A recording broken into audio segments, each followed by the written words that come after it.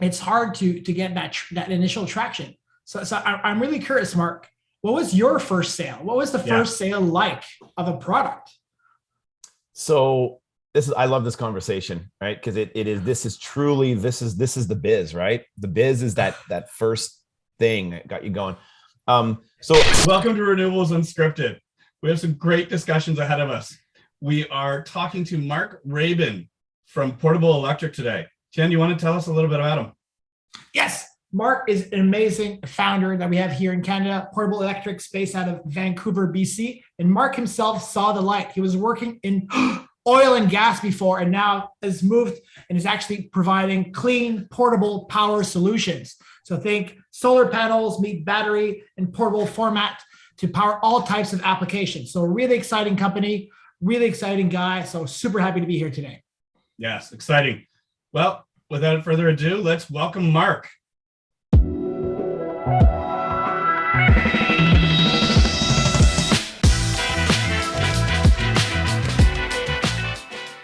Mark, like I said this morning, this is really a conversation. Well, super cool that you've joined us today. Big thanks to David who introduced us.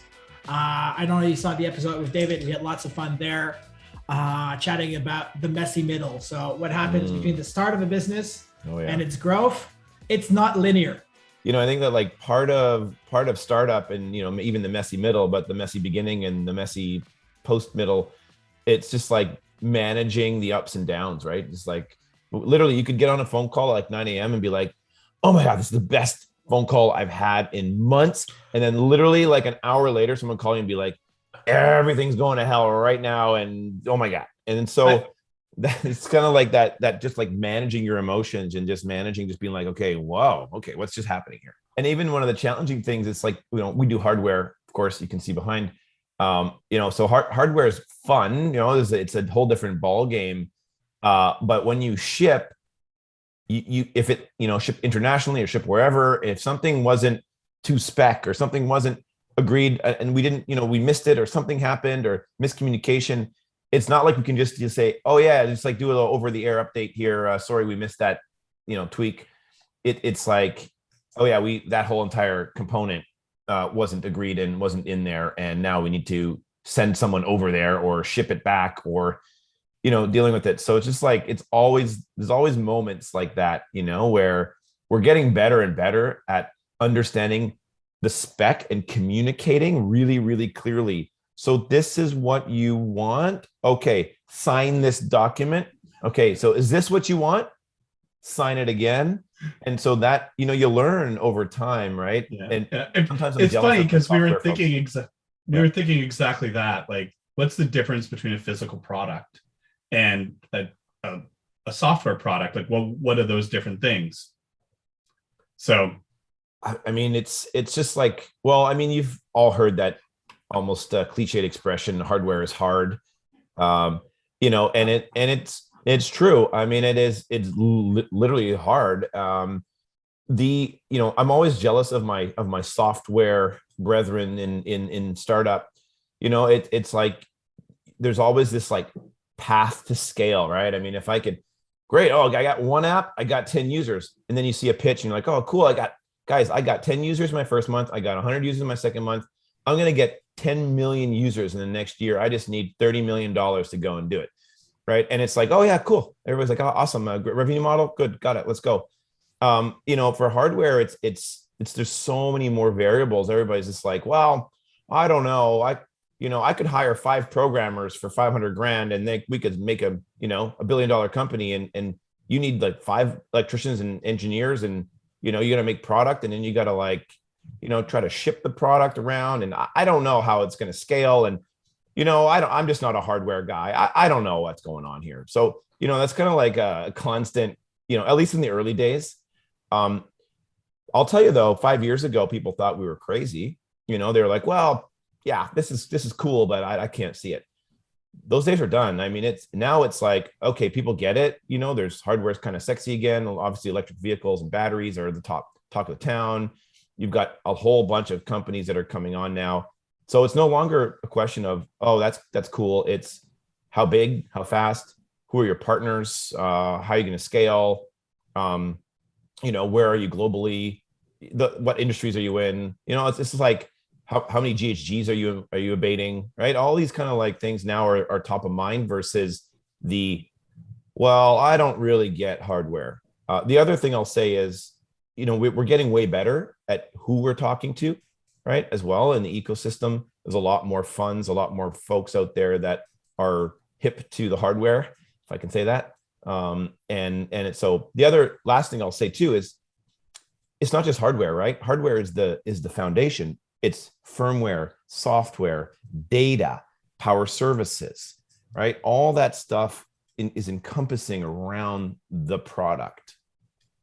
But the interesting thing here is you're talking probably to the early days of portable electric. And I think back to when I was raising our seed round, which now seems like, I don't know, way too long ago.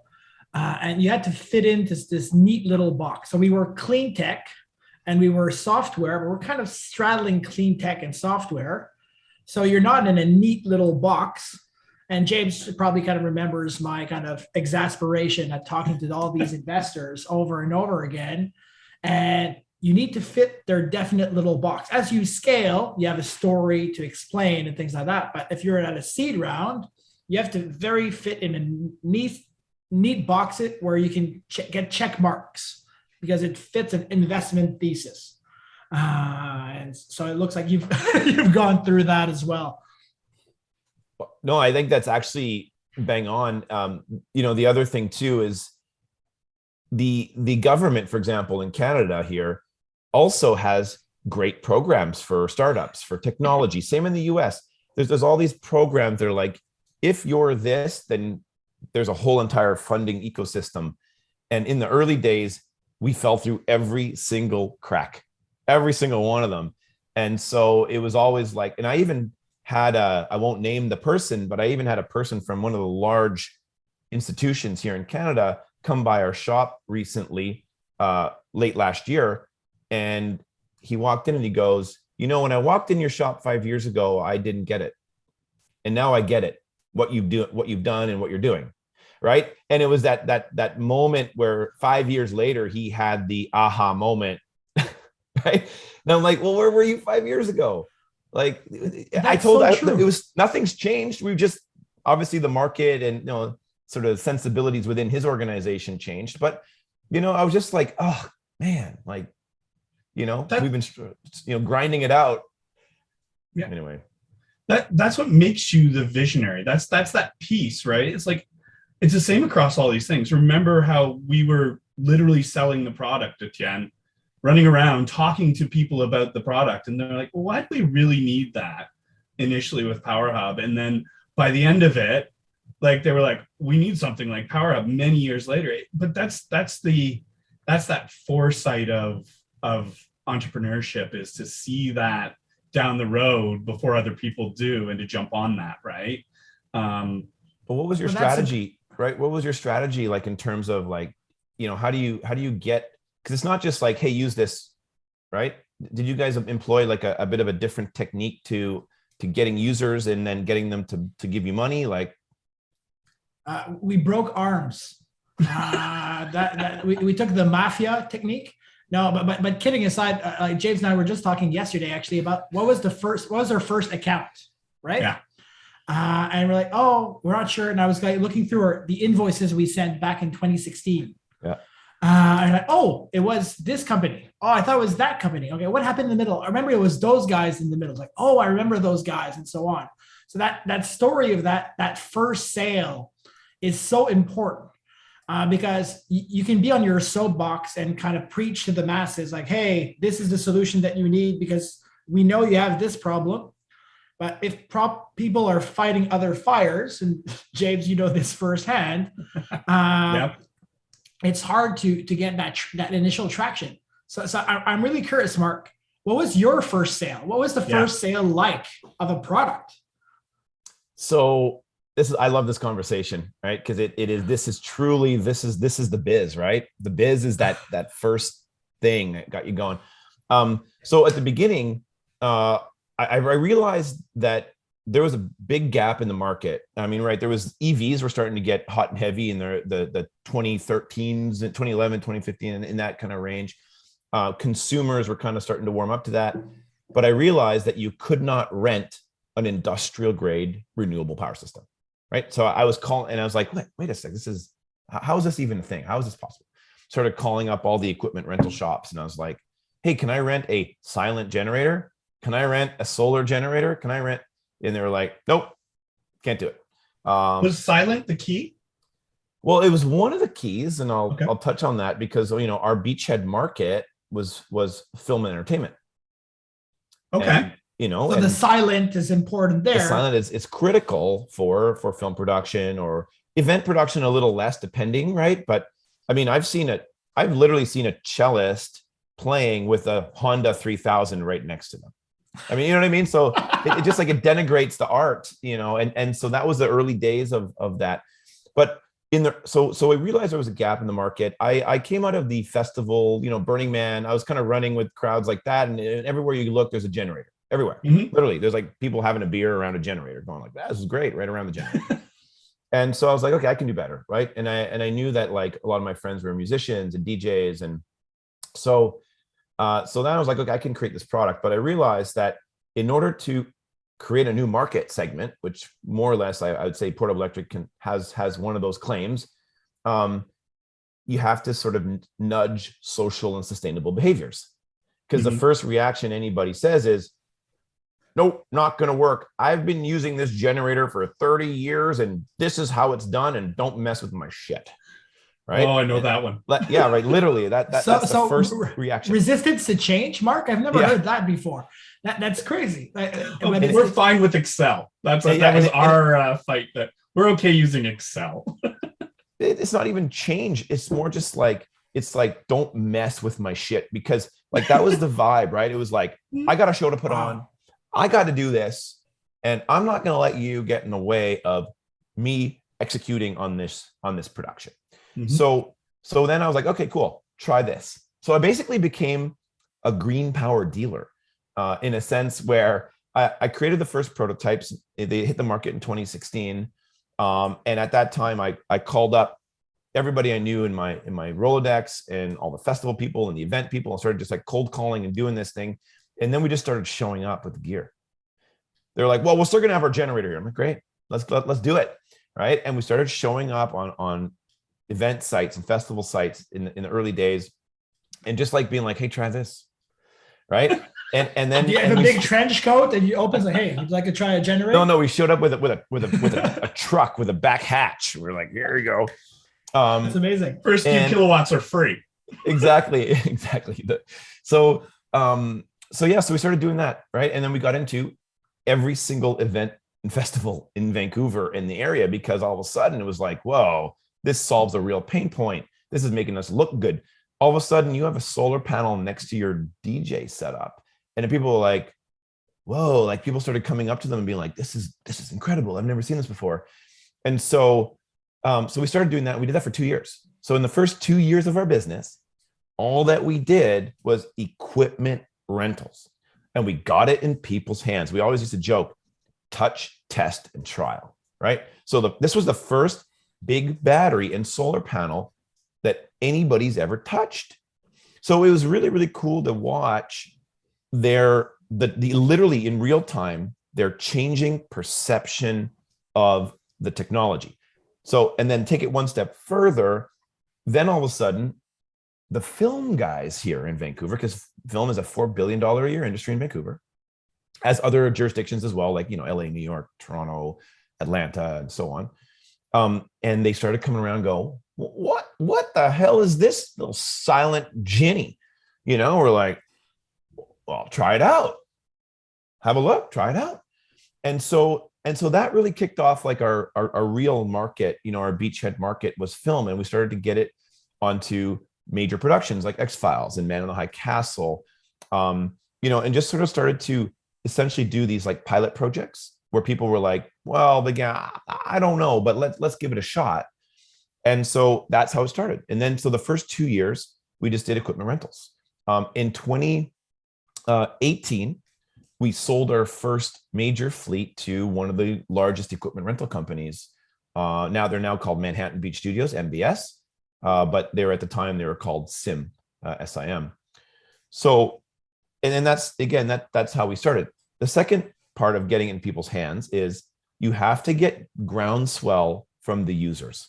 The users have to say, this is going to save me time and money, make my life easier, make me look good, do something creatively that I otherwise wouldn't be able to do.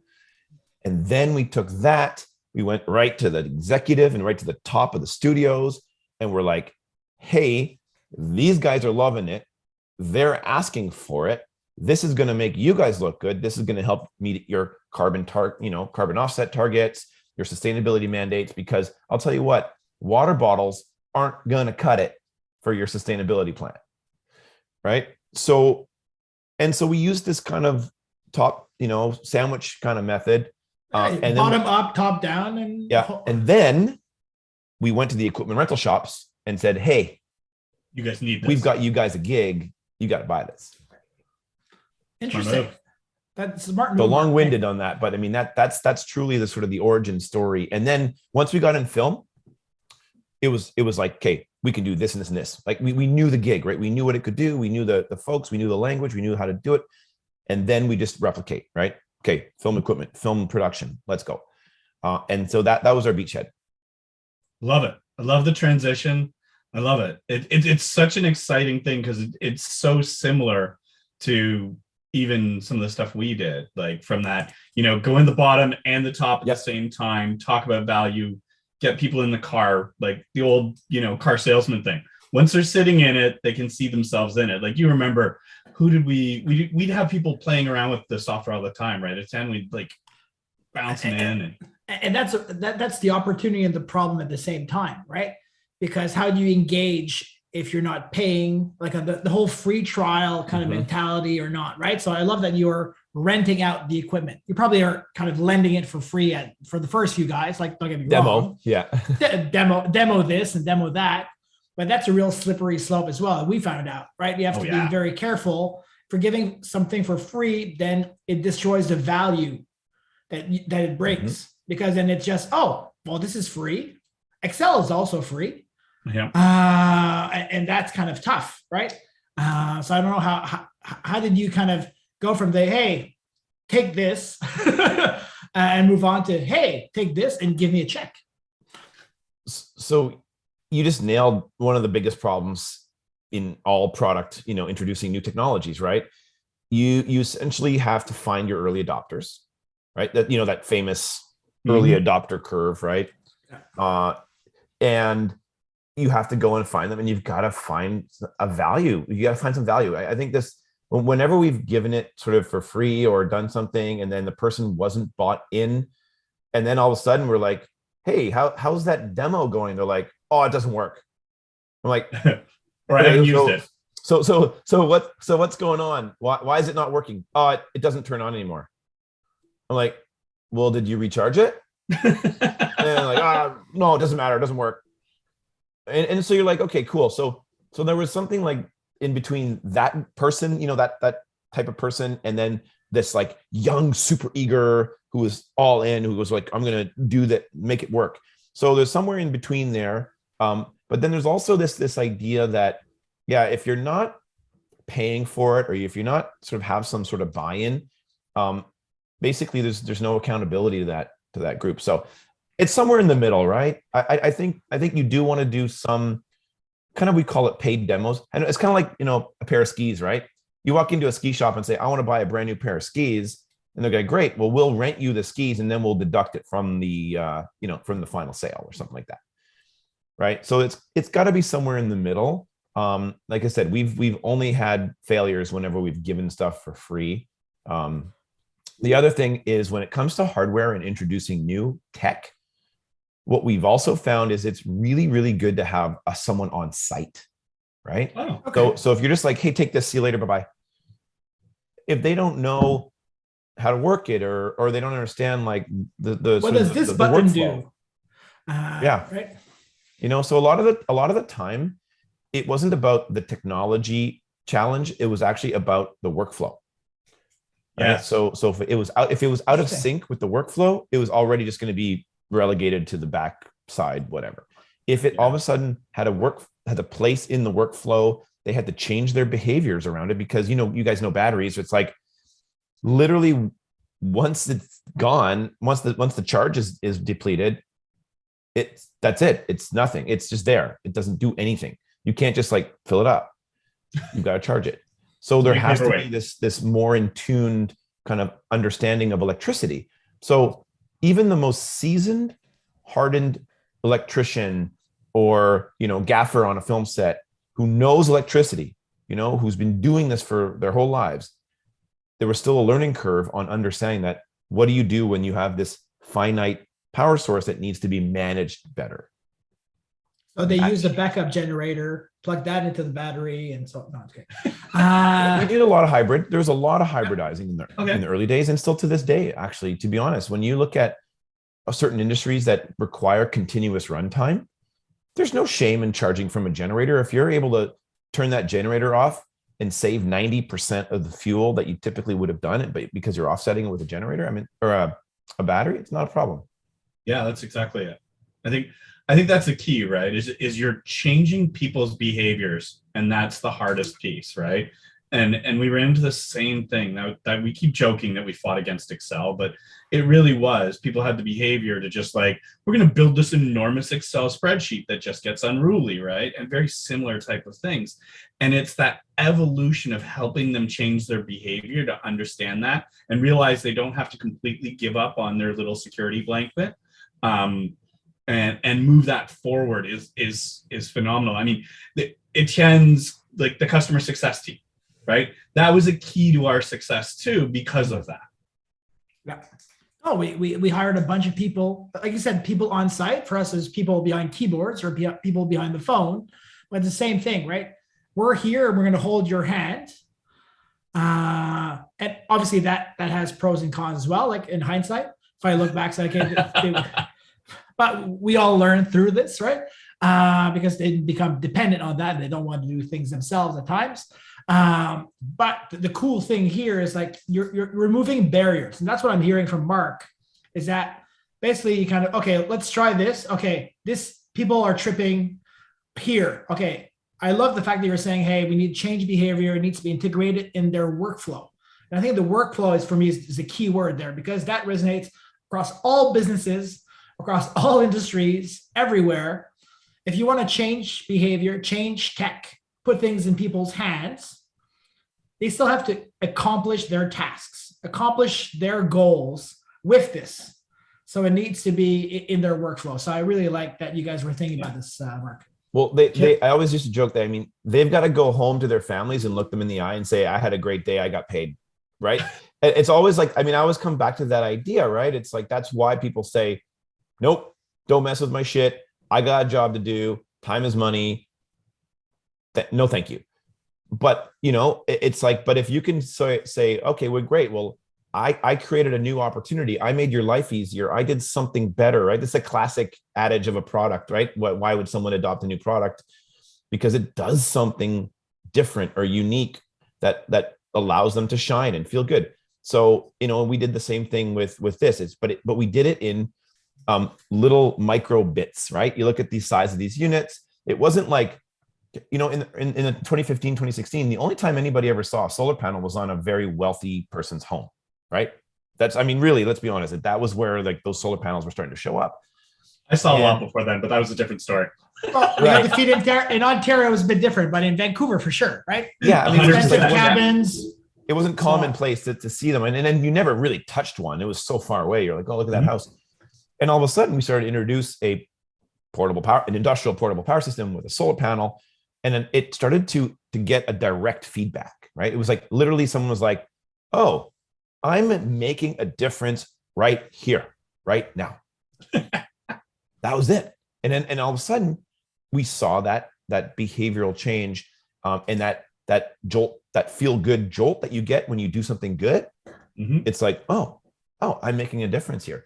One other sort of like touch point was interesting. It was like there was a local guy here who was basically had said like, no, you know what? I got to light up a whole entire city street. We're doing Christmas in July. We're doing this. This is how it's going to go. This is not going to work. And I go, okay, that's cool. But, call us when you need, confined spaces, moving vehicles, something, right? Underground, nature sensitive areas. Like these are all the key areas that we can do in film. And then like 2 weeks later, he's like, we got to shoot in a moving bus. We need systems in the bus. Now let's go. Right. And again, it's just, there's this incubation period where, again, someone goes, no, this isn't going to work, to, hey, actually, I've got this perfect use case. Yeah. And so it was always about that. And when we started to pivot to new markets like utility backup power, disaster response, moving into construction, it was always about literally finding that little key use case that solved a big problem right off the bat. We always say though, look, if someone comes to me and says, I want to do all these things, I go, it's not going to work. Like, it's not the right fit. I like that honesty. Very clear about that. Start with one thing, do that one thing well, especially if we do software. So software rollout looks so big and huge and disruptive and so on. So start with one thing. Like we do a lot of billing and invoicing at PowerHub. So start with that. It's a great use case. It's a good starting point. Then we'll move on afterwards. Mm-hmm. And if you start worrying about point number 8 on the list, it's doomed for failure from the start. So 100%. Clear, concise value prop, I think goes such a long way to kind of bring things forward and engage. It's so cliched, right? It's so old school, like minimum viable product, market validation, but it's like, it's so true. Yeah, but I think the key word is easy. People need easy to take something in, and people need it to feel like it's not going to be a thing, right? Because you spoke to it earlier. They got their stuff to do. They don't want to feel like it's a thing to try what you're bringing to the table. They want to be like, oh, this will be easy. I can try it out without it influencing my day or costing me more time or making my life more complicated. They love that. Mm-hmm. And the easier you can make that, and it sounds like you were like perfect at that. Like that, like the way you talk about your delivery is like, I'm going to get everything out of their way that will make this harder for them to just try it. And I loved it. The other thing I really like that you said is you talked about seeding the ground. When you talk to people, you're like, well, this may not work for this, but if you ever run into this, we might be the people for you. So they came to you at the end, and it was sort of in the back of their mind, almost like you like sowed a field that would eventually grow into something. I love that story. I love that building there. So the other thing that happened to be happening was that a lot of the lighting became LED right around that time. So LED lighting. So now you had this like, battery, storage capacity and power outputs was getting better, more reliable. And you had this other sort of opposite curve of efficiency and the power consumption of lighting and other types of camera equipment all started to get way more efficient. Yeah, those halogens that also helped, right? That crossover point was literally right there, 2015, 2016. So a great question that I like to think about when I think about business in general or startups, especially, when is the right time to be in market? So from what you're saying, you were just at the right time, or do you think you were too early or too late? In the case of PowerHub, I think we're too early. Like I'll say it off the bat, and we burned through too much money because of that, and it managed to kind of work out at the end. But that was a key thing that we learned. And James and I went on our soapbox and so many events, and you're like, fuck. So sorry, Derek.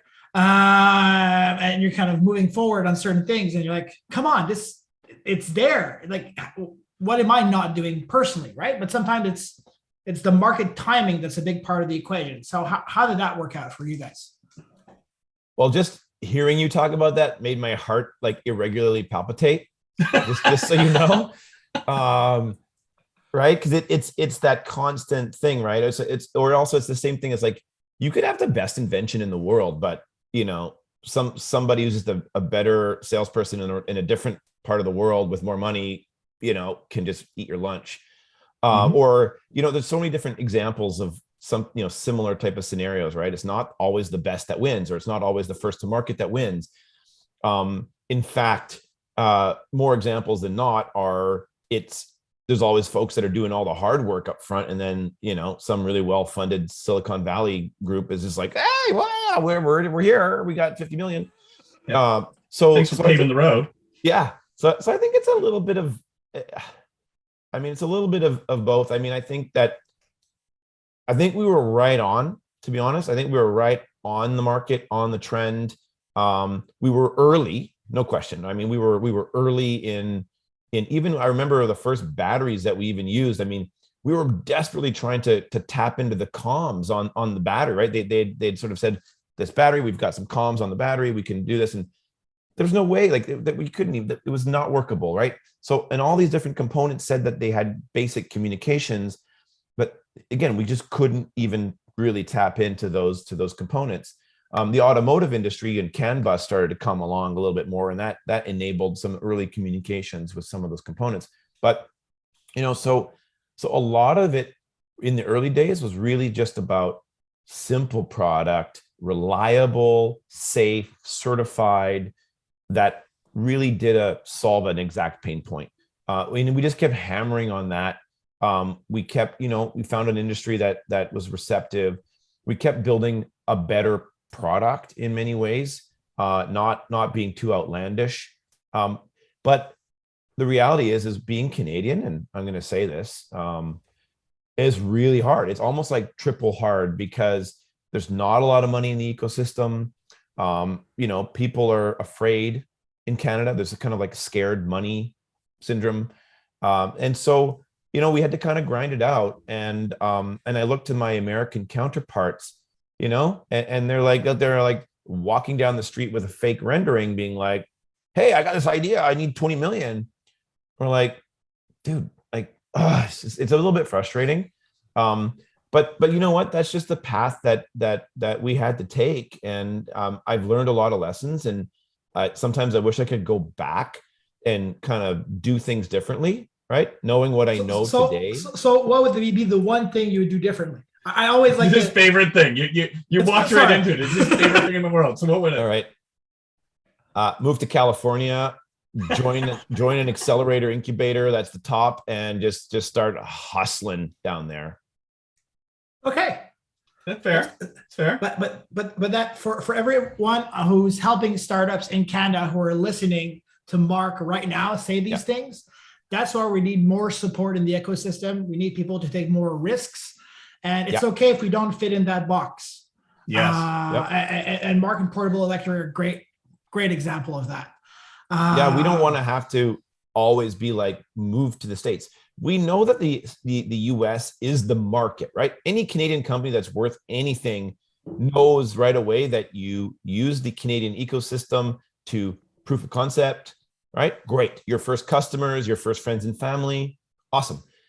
But you should be looking directly to a path to, other markets, right? If you think that Canada is your market, you're fooling yourself. But this is a wonderful place to incubate, great talented teams. There is pretty good non-dilutive funding if you can find it and align with it. So I think there's all these like wonderful ingredients in this stew here in Canada, but there's no master chefs.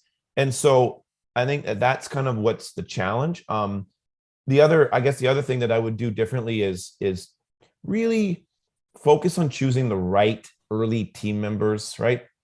The right people to help, the right people who've scaled.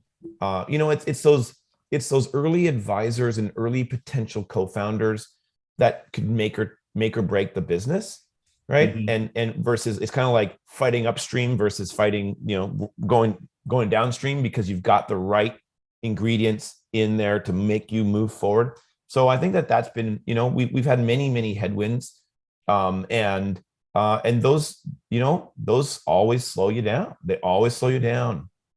It's like that balance between fellow dreamers and experienced people that have been through the trenches before, like, because there's a value in having these guys are on the dream with me. There's an excitement that builds and you can get from it, but you also want that same, I've been through this a few times. Don't worry, guys. The roller coaster's there. I know we'll get through it. Right. Yeah. Like, and I think it was a really interesting experience for us, Etienne, because both of us had been through other businesses before Power Hub, and watched it crazy. And they were very different businesses that we were both able to bring to the table. The key thing there as well is you always have to be, as a founder, cognizant of your own limitations. Yes. And that's a very humbling experience. And I noticed something, Mark. I think you stepped down from the CEO role to take the CSO role. And I saw that and I'm like, wow, because I always want to be a founder, say we're not going to limit my own business. We have actually a co-founder who left for that exact reason, part of the equation there. So can you tell me a little bit how that felt? I'm sure that was huge. Yeah, I mean, I think first and foremost, I mean, entrepreneurship is just raw, period, right? I mean, it's like you're just kind of like always out there, just like, you're just like, oh, it's just like you're just feeling the burn all the time. And I don't think there's ever that sort of like that easy moment where you're just like, woo, it's all flowing and let's just go for it. And people are just showering you with money and off you go, right? So, I mean, there are those moments, there are those stories, right? No question, there's those stories, but I think the majority of you don't see is the founder challenges and depression and family breakups and all the stuff that happens on the back end that aren't glamorized in a show about startups on HBO or something.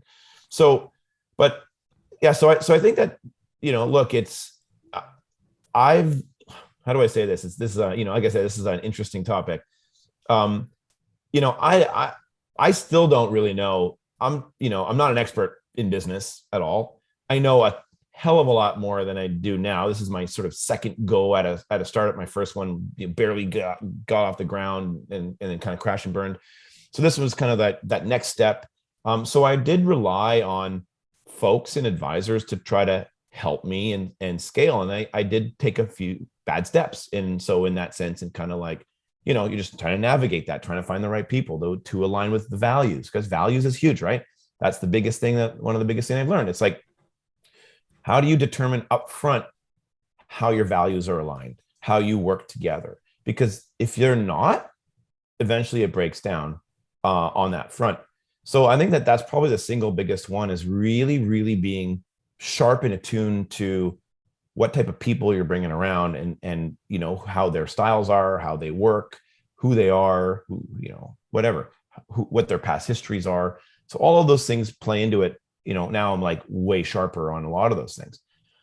But we just kind of kept moving forward and we're going to have a great team around that just going for it. So yeah, in terms of like scaling, so when we're looking out at the market opportunity, at the business, at where I'm at, it's that moment when you are running on a treadmill and not making as much progress as you need to be making, right? And it's that moment we look in the mirror and you're like, wow, this is a lot of pain right now. And I'm clearly not able to take this thing to where it needs to go fast. And that's kind of like where was that moment where I know what I'm good at.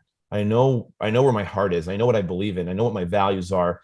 But I also realized that look, if we're going to compete in a global marketplace, we've got to bring in folks who've scaled companies before, who've grown companies, who've raised tens of millions, if not hundreds of millions of dollars, who've taken companies public, who've taken companies to an exit. Those are all basically the key next steps when scaling a business, because there's no glory in ambling in mediocrity. And if that's, that's it. There is none. It doesn't matter anything. You could be the king of the castle, but I'm not in this to just spin my wheels. So yeah, so that's kind of like where we saw it. Let's do this. Let's go for it. I think thanks for sharing, first and foremost. Yeah, it's hard to talk about. I actually have not ever been interviewed yet about this question, so I haven't clearly formulated an answer. But that's okay, right? It's such a valid answer. I think we found ourselves in a very similar position when we decided to sell the company, right? We sold the company 2.5 years ago now for similar reasons, right? We need to kind of move up one level of our game. And you can look at a variety of ways of doing it.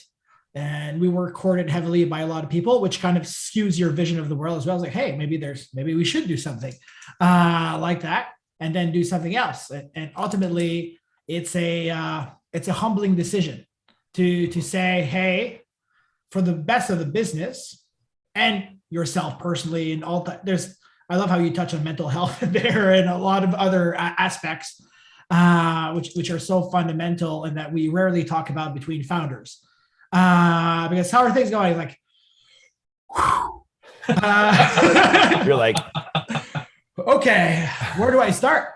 But we learn. We learn over time, and we learn to be honest with one another and asking other entrepreneurs how are they doing for real, and helping out and learning from each other.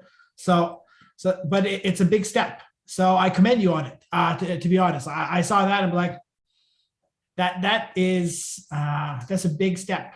So and obviously you guys raised a lot of money recently. You're on your way now. So what's next? So you've done this change. You put your ducks in a row. You're focused on values. You're playing to your strengths. That's a super aligned, let's go forward type of basis. So what's next? It's building out the bench strength of the team. That's really that next step, right? It's folks who have been there, done that, scaled teams, scaled engineering teams, scaled operational teams, manufacturing. Now we do all of our own manufacturing here at HQ in Vancouver. But again, let's be honest. We all know that we're not going to scale a global, hardware company by making things in Vancouver forever. So again, you got to look out at okay, like we've got a whole bunch of other factors that now are going to be about, cost, supply chain, manufacturing, contract manufacturing.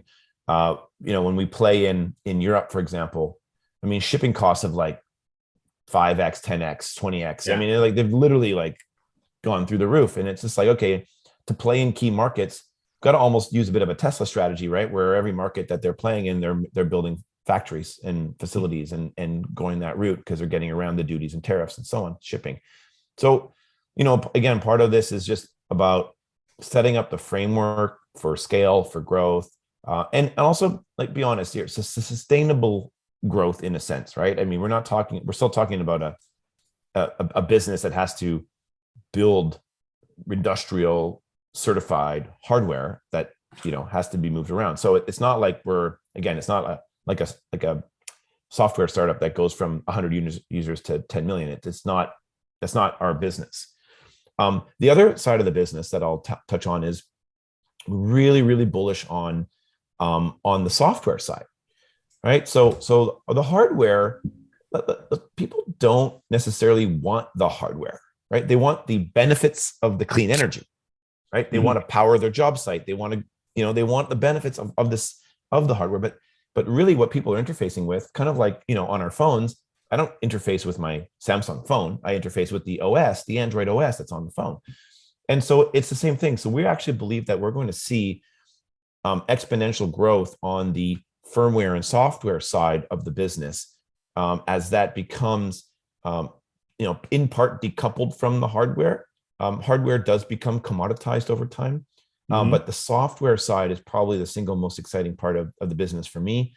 It opens up new business models, new avenues, new ways to monetize the hardware, new ways to deal with the data, interface with our users, and interface with aggregate, right? That's kind of what all software really does. When the power of software is, you got 1,000 units out in the field, right? We're able to aggregate a lot of that data and start to really understand how to do, the next generation technology, how users want to use it, how it interfaces with other OEM and manufacturers. So yeah, I would say when we look out at the business here, it's going to be, what's the dance between hardware, firmware, software, and data in portable and mobile power? I love it. I love the way you're thinking forward. I like the way you're moving about it, and you're thinking about how do we become part of everything, right? It sounds like you got the pieces. You're putting it together. I love it. They're all there. but it's a question of look, it takes money, right? It takes hard cash.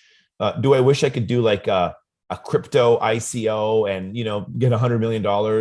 Yeah. But you should get the Volt coin going or something. Volt coin, I know. We're working on it. We're trying to figure that out. But if you know anybody, let me know. I'm doing that research right now. But no, the reality is like, we need actual cold hard cash to scale. There's a direct correlation to, you can have the best team, can have all the ingredients, the best customers, which we've got. We've got phenomenal book of customers and including strategic partnerships now. So it's all there.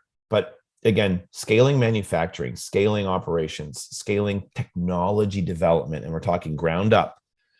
It all takes money and then time. You can't just say, hey, make me a better product in 3 months. It's like, no, it's going to take 16 months. All right. And so that's what's a bit frustrating when I see these kind of like companies coming out of California or Germany or wherever that are just like, hey, we've got a fake rendering in one prototype, right? And we're gonna make 1 million of these products. It's like, okay, cool, like that's great, but you got to be careful for, it's tough to build products. You got to deploy them. You got to understand like what your customers are going to do, what the technology is going to do. Just like building a car, right? I mean, look at Rivian, right? They've been at this now for so long. They're like, I think there was like $2 billion last quarter that they spent. And how many cars have they made? 2,500 this year. Right. 2,500. This is a soft spot for Etienne. This is a real soft spot. Like I'm an early. I'm still waiting for mine. I'm a very early order on the books, and I just want. I think that's a nice solution. I have 3 kids. It can fit everybody. It's great, but it's not there.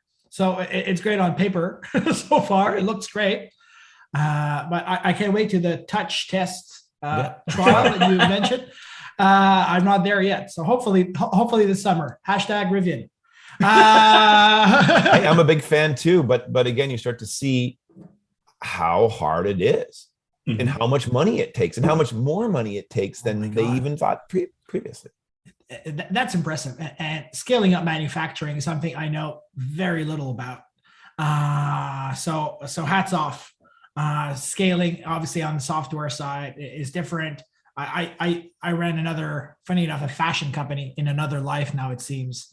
So production time, I get some of the concepts, but owning your manufacturing from the ground up is quite the undertaking. So I can imagine how much complexity that drives on top of everything. Yeah, I don't recommend it. No? So I think we come down to like, we need more investment, more money in Canada, and we need to keep using the expertise here. I think that's really what we're hearing as the summary of all this, that we've come to this discussion, is all these things are together. Please put more money in Canada, rely on the expertise, and let's use it. Or to take it one step further, it's, look, there's great Canadian money here, but I think American investors, if they saw the talent here that they can get and the value that they can get for their dollar, absolutely incredible. There's incredibly smart teams here, and doing more with less, right?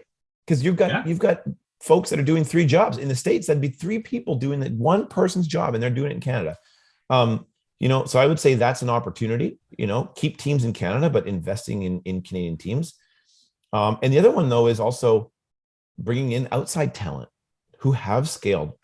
Right. I mean, that's the other one too. I don't know if there's a lot of talent here that's still in Canada that has truly scaled big companies. I think you'd be surprised. I think there's a lot more than you think that have been involved in some of the major scaling, have done it, run around the world, and then come back. Right. So that's another consultants. So maybe that's that little icing on the cherry on the cake, right? It's like, yeah, come back. Like if you've spent the last 20 years in California scaling awesome technology companies, well, maybe come back and show us how it's done in Canada. Free healthcare included, right? No, but that's a super interesting thing. I was having a chat with an industry colleague who also lives in Toronto. His business is not in Canada, actually. And like at the end of the kind of the feed-in tariff program in Ontario, there was all these exodus of talent and brains and so on. And we were wondering, it's like, did the market tank because we all focus our energies elsewhere?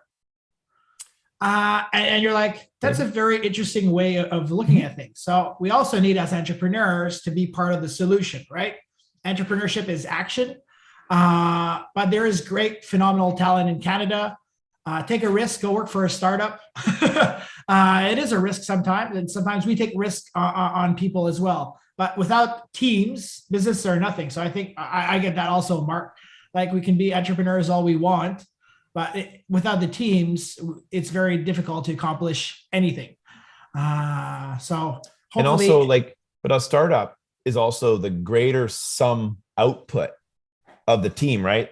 So somewhere in between people and output, there's this magic thing, right? That happens, because otherwise it wouldn't be a startup. It'd just be like a business, right? Input in, input out, right? There's something else in there that's got this, like, there's a magic that happens. And so that's what makes startup, amazing. And so, and that's what we're chasing, right? In a startup, you're chasing that, you got that dream team. And then what you do together, you put more goes in and more comes out than what you actually put in. So I don't know if that makes any sense or not, but I've been trying to figure out what that is, right? Oh, completely. And I love the magic idea. And I do have to say thank you, because to be honest with you, this has been almost magical. Like, I've loved this discussion, and I have to thank you for coming on today, because it's been awesome having this discussion. We've run the gambit. We've been everywhere today, and it really has been a lot of fun. And as you said earlier, it feels like the luck dragon. I've gone up and down with you. I've like had my own feelings throughout this whole thing. Thanks so much for joining us today, Mark.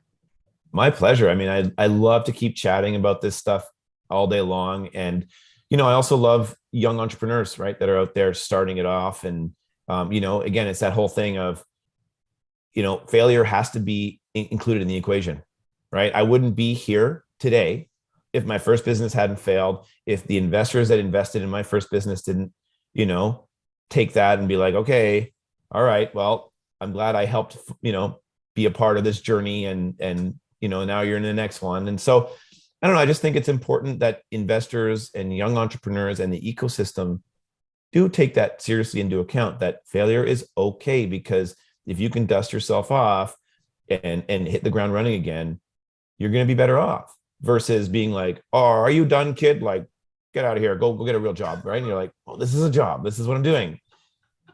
All right. So I think that has to be part of our conversations in Canada. It has to be.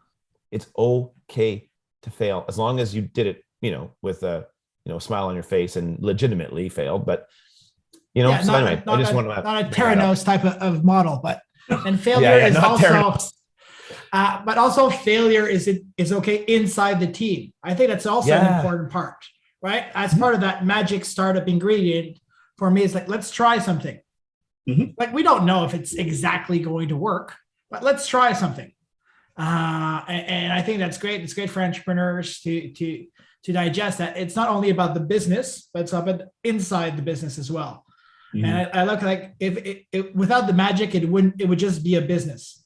So I think these are for me, that's something I'm taking away from this as a magical way of looking at things. So as James said, thank you so much, Mark. We'll definitely continue this at a later date. It's been a pleasure and an honor, and good luck with everything. I think you have a huge journey ahead of you. Yeah, thanks. It's a wild one.